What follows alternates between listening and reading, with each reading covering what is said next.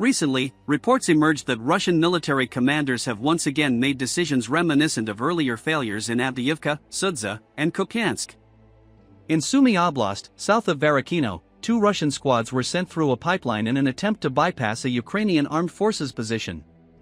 Their plan to slip behind Ukrainian lines technically succeeded until they exited the pipeline and were met by Ukrainian troops, who wiped out one of the squads entirely.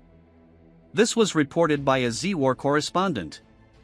According to a Russian propagandist, the surviving pipeline tunnelers fled and are now trying to regroup with units attacking Varachino from the west. Operation Pipe 4.0 has ended in failure. The same propagandist claimed that Russian forces intend to send North Korean soldiers through pipelines during future offensives, adding that these networks will inevitably be named after the commanders who approved such tactics. Earlier, in March, as part of an offensive aimed at retaking territory in the Kursk region, Russian soldiers crawled through a section of a decommissioned gas pipeline in an effort to sneak behind Ukrainian positions. The episode quickly turned into a patriotic spectacle inside Russia. A scale model pipe was placed in a church courtyard, and a song titled Truba was released with the chorus, "Pipe," that's a Russian word, /pipe, that means trouble. However, pro-war commentators soon began discussing how disastrously the mission had unfolded.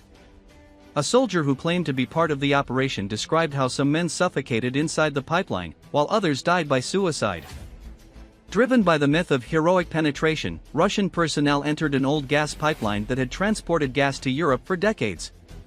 Commanders failed to consider that the pipeline walls were coated with residues such as technical oils, toxic resins, combustion byproducts, rust, heavy hydrocarbons, and various chemical condensates.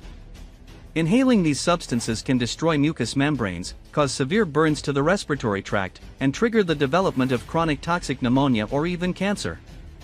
Additionally, oxygen levels inside the pipe were critically low. Many soldiers suffered from hypoxia as well as inhalation poisoning, which, according to doctors, resulted in long-term lung damage that will likely never heal. All of this occurred for the sake of a propaganda spectacle designed to present a marginal tactical episode as a major heroic operation. In reality, the maneuver produced little military benefit, while dozens of soldiers now face lifelong health problems and disabilities. Despite this, Russian propaganda continues to present triumphant narratives, concealing the true consequences.